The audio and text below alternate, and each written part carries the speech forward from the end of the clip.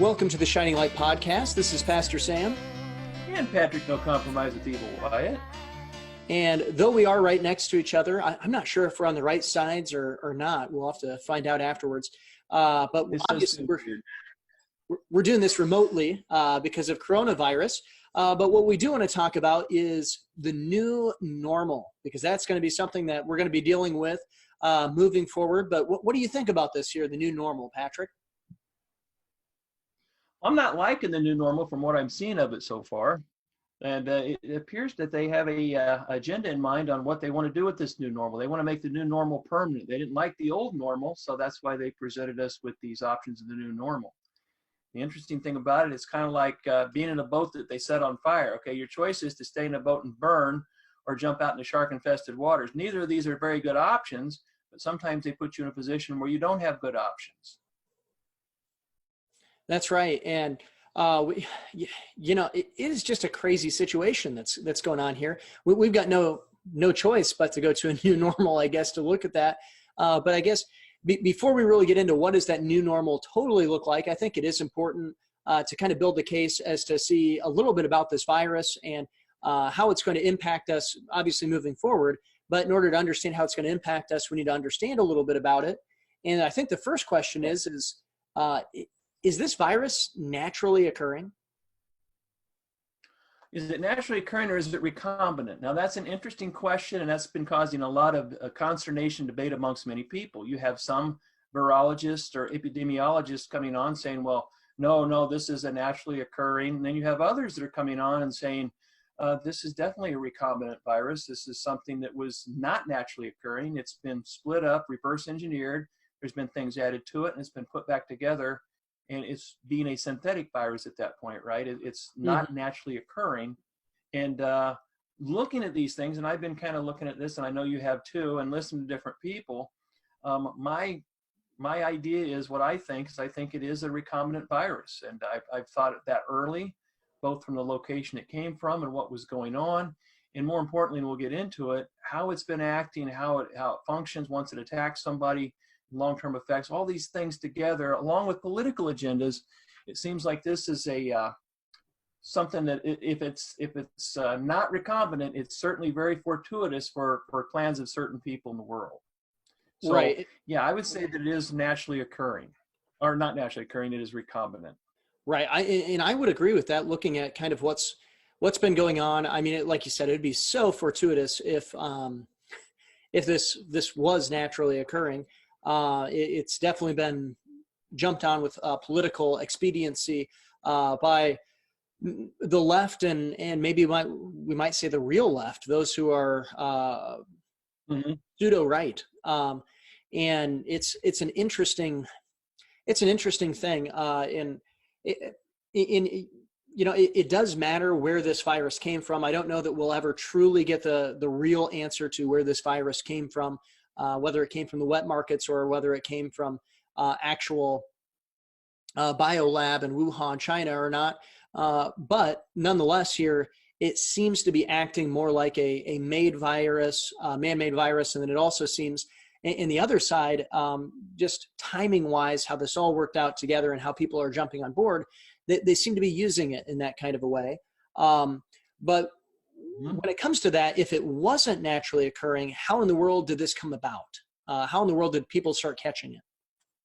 Well, there's a good article put out by the Epoch Times. It's not an article, it's a little documentary, 55-minute documentary. I actually put it out on my Facebook page, and Facebook doesn't like it. They posted that like a warning or disclaimer on there that this contains false information. Well, I'd like to know exactly how it does because I watched the whole thing.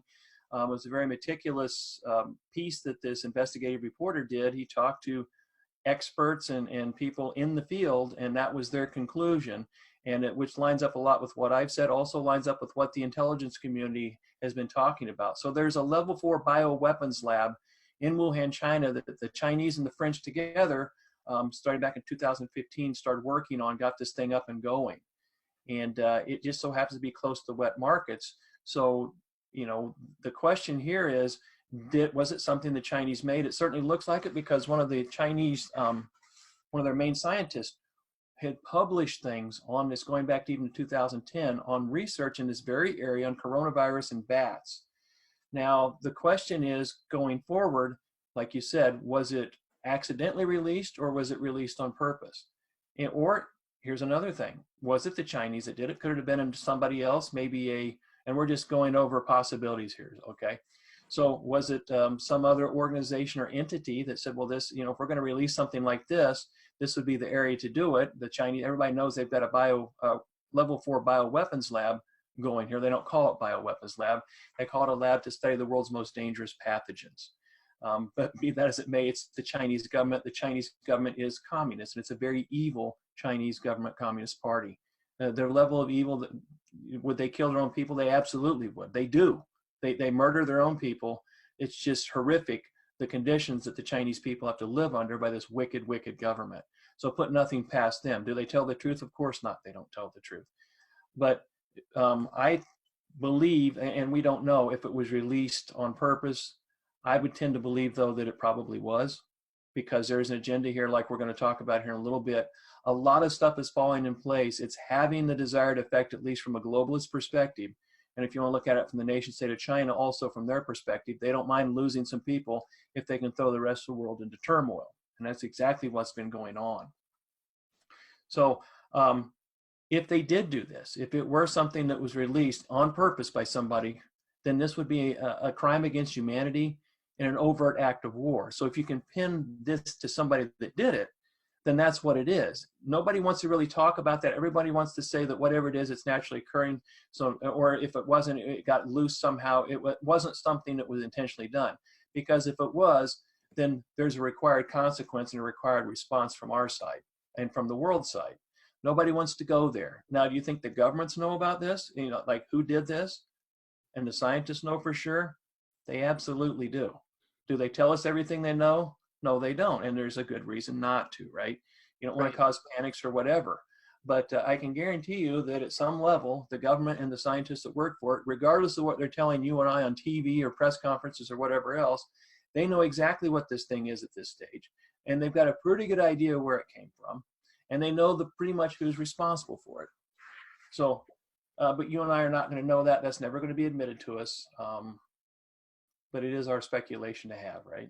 Right. Well, and I think that's why it's so important to look at actions as opposed to actual words as to what people are doing as opposed to what they're saying, because a lot of times words are used as misdirections, especially in the political world. And so it's important to actually go and look at their actions. And I think that one of the most telling actions with this whole thing is Trump pulling the funding from the World Health Organization. I don't know if you call it the WHO or the WHO. Or WHO.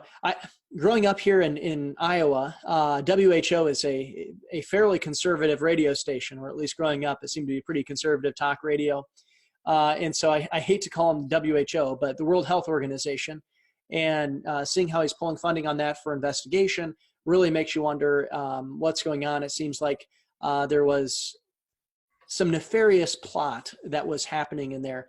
And it would make sense that something like this would be released intentionally as opposed to released accidentally or, eating bat soup. I have a tough time believing that this just simply comes from bat soup, because people have been eating bat soup for quite some time. It's not like eating bat was something that was new. It's something people have been eating, bat and bat droppings for a long time. Why hasn't coronavirus come out since then? I'm also, not somebody who understands infectious diseases that well, but it just seems a little too convenient that a level 4 biolab happens to be in Wuhan, and this virus has a genesis point in Wuhan. That, color me skeptical on the whole wet market thing. Well, the scientist in China that was studying this stuff, she was going from looking at bat coronaviruses. And that's the whole thing. They've reconstructed or recombined these viruses, the very virus she's studying coming from bats. That's where they get the bat portion of it from. But there's other things in there too. There's the SARS virus mixed in, some HIV components. These cannot be naturally occurring. And there's a thing called a P shuttle that only occurs in the lab when you recombine viruses.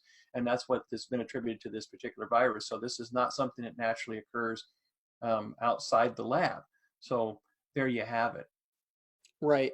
And so in our notes here, I have got down that this also would be a crime against humanity. I know you touched on that, so it would be an act of war if this were proven to be a bioweapon. Which of course it makes sense for the Chinese to use that. I know in American culture we go, why would anybody kill their own people? That doesn't make sense. Well, first of all, in communism or socialism, they don't believe in private property, which means they don't believe that you own any rights, which makes you an asset of the government. And of course, in China, one of their greatest resources or assets, you might say, at least in their view, is the fact that they have, like 2-to-1 at minimum of amount of people compared to everybody else, almost 2-to-1 compared to the rest of the world. Well, not quite. 1.5 billion. Right. Is their population right now. So they can lose 100 million people and it really doesn't put much of a dent in it. They'd like to see a population reduction over there because quite frankly, 1.5 billion people are a lot of people to feed and keep control of. So culling the herd, so to speak, a little bit doesn't bother them as much. So yeah, they'll do that, but look at what they've done. Look at the effects of this on the world economy. Look at the effects on the different, like our Navy right now has aircraft carriers out of commission because of a coronavirus spread aboard ship. So, yeah, there's lots to be gained here in this situation if you're looking at them politically, economically, even militarily. Now, they also have and this has been talked about, they've actually published books and articles on this in the past. 2005 comes to mind as a year. It's called Unrestricted Warfare, that the Chinese plan, their long-term plan is world domination. They have it mapped out. They want to be completely dominant military and economy of the world. And what they need to do, though, at some point is they have to take out the person or the country that occupies that position. That would be the United States. So they believe that ultimately it's going to come to a showdown between the Chinese and the Americans. And at the time they were talking about, maybe even up till now, they found themselves at a military disadvantage when going head to head with the United States. So there's all these other ways to attack the United States. Unrestricted warfare means exactly that, not just militarily, but economically, cyber attacks, stealing ideas and then making them your own.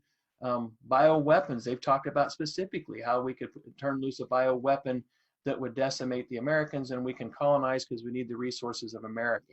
So all these different things, when you realize you have a whole nation of this size and complexity, not the people, of course, this is the poor people are under the iron boot of communism. But their goal is the destruction of America. Now, we don't look at it this way. Most Americans think, well, we're the top dog. Nobody would dare mess with us. But you have this nation that is single-mindedly focused, even though they smile to our face and trade with us. They steal our intellectual property, take our technology, use it against us, formulate their battle plans specifically against America. This is the enemy we're talking about. And most Americans are thinking, I think that's just a bunch of overblown stuff. Well, until it happens, but this is what they themselves have said. So they lie a lot, but I will in this instance take them at their word.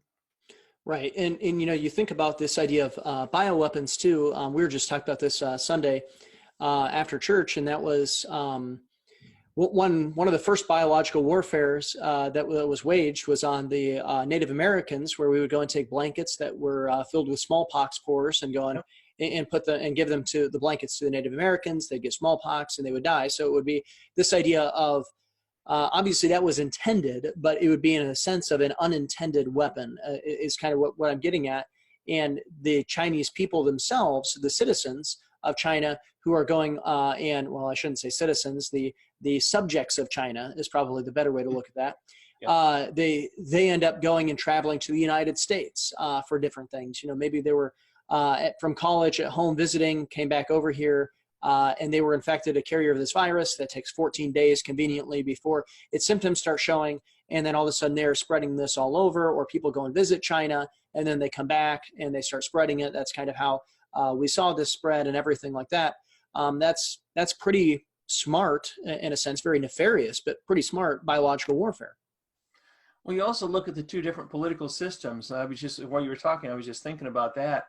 In China, they can do whatever they want to the citizenry. The citizenry is used to compliance. They've done some pretty horrific things. That information's not come out.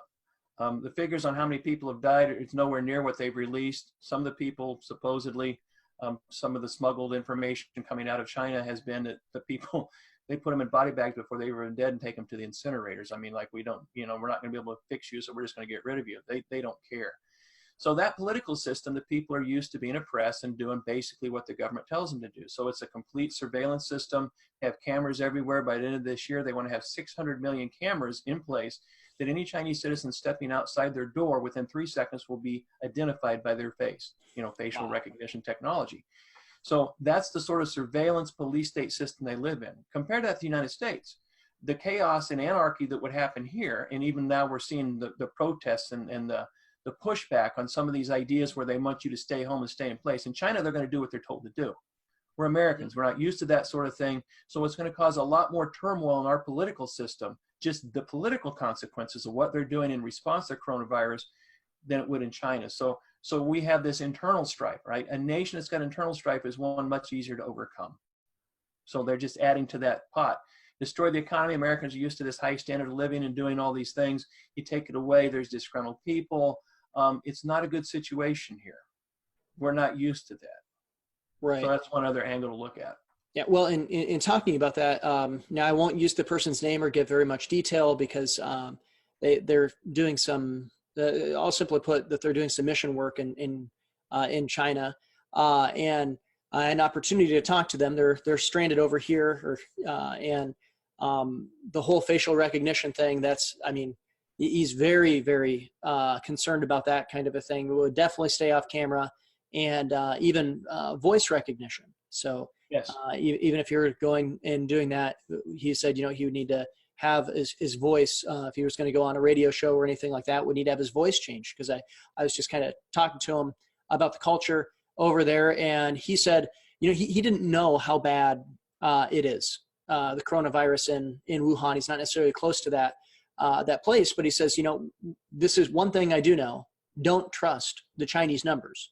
Whether they're too high or too low, he says, I don't know, but I know that they're wrong. He says that he knows that they're liars and that their numbers aren't right. And so, right. And so I just look at that and just want to remind everybody, we do need to take that for what it's worth. But before we continue on, I do want to remind you that if you're enjoying what you're hearing here, go to theshininglightministries.com. Once again, that's theshininglightministries.com. You can find all of our podcasts there. You can also find several articles that we've done over there, and you can find some other things. One thing that you'll be able to find over there is the Social Injustice book. And as I was just admiring that book over your left shoulder on your shelf. I was just, that's the one. Yes. Yeah. Could you tell me more about that book? I'm intrigued by it. Yeah. Well, it just absolutely looks tremendous here, and I'll see if I can get a picture put up. And I think I just shared the wrong picture there. I was sharing another good one. How about this one? Does it look kind of like this here? Yeah, it looks like just that. like that. Okay. And well, I can only share Darkened Pulpits, so we might as well talk about Darkened Pulpits for a little bit. That's another fine cover right there. Yeah, I'm not sure what's going on, but that's okay. I guess that's the one we're supposed to share. That's right. So this is my upcoming book. This should be, we're shooting it, maybe having it out this summer. Certainly July is kind of what the target date is. We talked earlier before we came on, and I've got the last chapters written. So the hard part is done. The rewrite is what I've got to do now. So, and that doesn't take as long. It's a lot more enjoyable than all the digging and that, which I'll still be doing some digging and researching to refine it. But yeah, this has been since I've known you, right? Since I've been working on this thing. So it's been 2.5 years or so of research, and even stuff that I read before that I didn't realize one day the Lord would have me put it in book form. But this is the cover of what the book's going to look like. So we're really happy with the cover. A dear friend put this together for me, and she was severely ill at the time, and she has since passed, and that was just earlier this year. So we're going to make sure that Kit gets her accolades for putting this wonderful cover together. She was going to be my editor, but Lord has different plans. So anyway, so this is Darkened Pulpits. So that's coming out, but we have our Social Injustice book out now, and should be available for sale on our website by the time you see this video. That's right. It should be. And let me see here if I can get to share. And you have a book coming out too. Do you have a cover that we can look at that one? Funny enough, I actually don't have a cover downloaded on my computer. I got these other two, but don't have that one. I've got it on my phone. But social injustice, we'll talk about that here for just a little bit. Social injustice, it says right on there, exposing the false gospel of the social justice movement. If you want to know how a nation can move, not just from capitalism, but from Christianity to communism and to this idea of socialism or these social justice, so to say, not real justice. It is through this idea, this agent of social justice, which both darkened pulpits and social injustice have to do with that. Social injustice really goes and breaks it down systematically, really going and looking at it that way. Whereas in darkened pulpits takes the historical approach and systematic approach. It's really going to be an all-in-one book from what I've seen. But both of those are going to be essential reading if you want to understand what's happening in our world. But you can find definitely social injustice at theshininglightministries.com, theshininglightministries.com. And I'm sure you'll be able to find darkened pulpits as it gets a little bit closer there too. So keep an eye out for that. And it should be out this year. We'll find out how the printing goes with everything. Yep. There's always that. Yeah. My book, and it wasn't anticipating coronavirus necessarily, but its title is 5 Steps to Kill a Nation, and coronavirus isn't one of them. We're going to make it a quick 6. Yeah. So, but be looking for those. So social injustice, Sam has a chapter in it, and I have a chapter in it. There's 12 chapters written by 12 different people. Some names you might remember. We've had Ken Peters on our show. He's got a chapter. Jeff Dornick, of course. Brandon House, Andy Woods. There's a lot of Mike Spalding, who's been on our show. Several good folks on there, each contributing a chapter, each on a different topic, and it's really turned out well. Yeah. I really enjoy the book. It's definitely one of those resources. I keep a few books on my desk. Well, if you looked at my desk right now, you'd say you keep a lot more than a few. I was doing some study, but I keep a few there, and then I generally put them back on my bookshelf, but there's a few that stay on my desk, and social injustice is definitely one of those. Well, people, sometimes you've been contacted before, we've been contacted. What can you have any resource information you can tell me on social justice? I mean, I need to take this to my church board, or I need to talk to somebody about this. What background information? How can I attack this thing factually? And there you go, this book. Actually, you mentioned that happens and comes up quite a bit. In fact, while we're in the process of getting that book done, I had a couple of pastors contact me and say, hey, I had somebody come and ask me where we stood on social justice. And, they gave the right answer, these pastors, but they said, I'd really like to have a resource to hand people. When's your book coming out? And so now it's out, and hopefully they're using that resource. But we're talking about coronavirus because that seems to be the new thing, corona justice. No. And as we go and we look at this idea of coronavirus, we're talking about, a little bit of some of the lasting effects of it. Well, we're about to look at some of the lasting effects, but just a little bit of how the virus works. And let's talk about some of those lasting effects and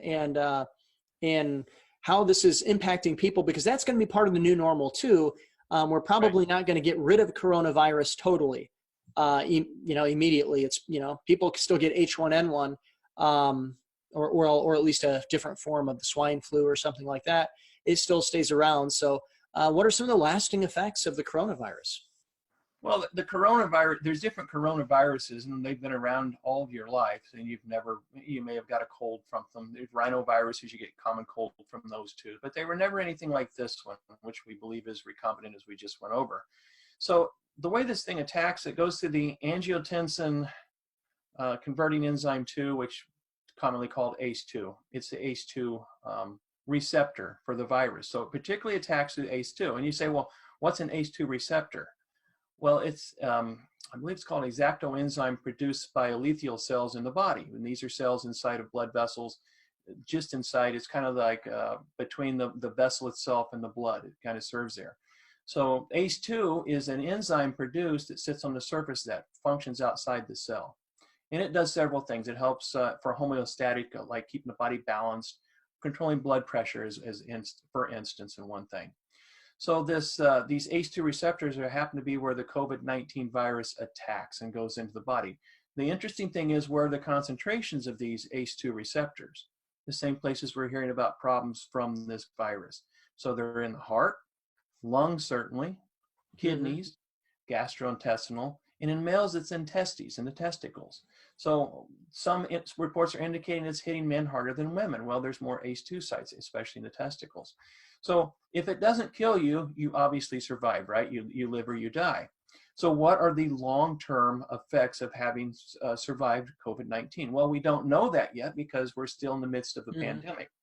But what they've seen in some people so far, for instance, is that there's 20 to 30% permanent damage done to the lungs. So you've lost that capacity and lung capacity due to the damage and destruction the virus did while it was in your body.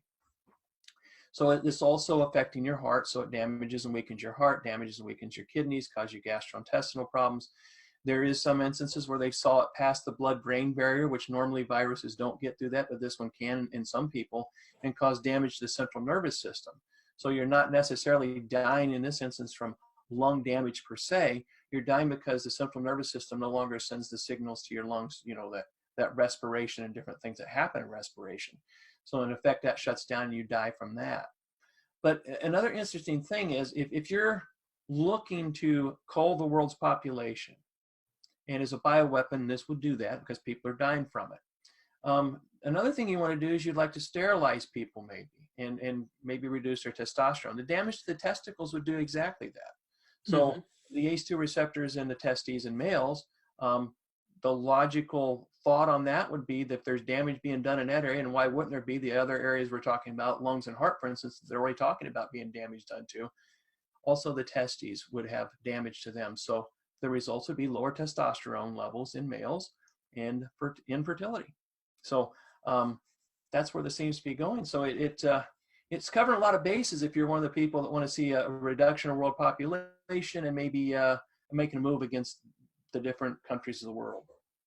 So that's pretty interesting, I think. Yeah, well, and this is kind of an interesting thing too, and just kind of looking at the time, I think we'll probably save the rest of what we have for another podcast where we really dive into what the new normal will look like, which we might try to put these out a little bit closer to normal so that you can pick right up. Yeah, I think that would be a good idea. Yeah, but to kind of play on this idea of population control, I find this interesting because, God in Genesis chapter 1 tells Adam and Eve, go and multiply and fill the earth. Mm-hmm. And then after Noah, he goes and he tells them the same thing, go multiply and fill the earth. And so, and also with that, the family, of course, the family unit is often what God uses to pass down his moral standard and, of course, to pass down the gospel. Eventually, you're not saved because your dad was saved. You're not saved because your mom was saved.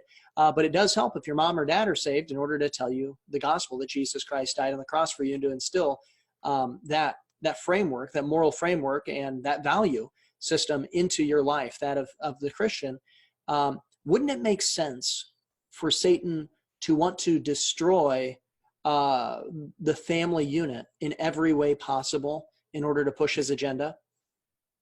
Well, a big part of what's going on, the evil in the world today is to try to abort children that are conceived, or even now after the fact, killing them after birth. And just, he hates the human race in any way that he can to cause destruction, to kill that made in the image of God, to destroy that, then Satan's all for it. And here's a very devious way of doing that, sterilizing people unbeknownst through a virus. And you can't, well, most people are not even going to think of it in this fashion. They don't know how it works through the ACE2 process. And so nobody really thinks about that. So that's why you should listen to the Shining Light podcast. We got time on our hands with this. We think about things people shouldn't be thinking about, right? Yeah, definitely. Or from their perspective, of course. But we try to research and present to you information, and certainly the most important information, the good news of the gospel. That's right. And of course, that gospel is that Jesus Christ came down and died on the cross for our sins, and that he was buried, and that he rose again the third day, and whosoever believes in him shall be saved. And, we think about that. Though we're definitely going to be facing a new normal, we still have the same old God. And that is our hope, that the God that was the same yesterday, today, and forever. The eternal God. Amen. Well, thank you for listening to the Shining Light podcast. Make sure you follow us on iTunes and Google Play and wherever else you get your podcast. I'm sure we're there. And check us out at theshininglightministries.com. Once again, it's theshininglightministries.com. And go ahead and buy at least 3 of these books. one for you and a couple others for your friends, because you got time to read. It's not too early to start shopping for Christmas either, when you think about it that way. That's right. And I mean, the new normal is already that you got more time to read. So you might as well get it, right? Wonderful. See, there are good things coming out of this. That's right. Well, stay tuned for part 2. That's right. Yeah. Come back and watch for part 2. We're just about to record it. So it'll be fresh in our minds, and hopefully you enjoy it. Have a great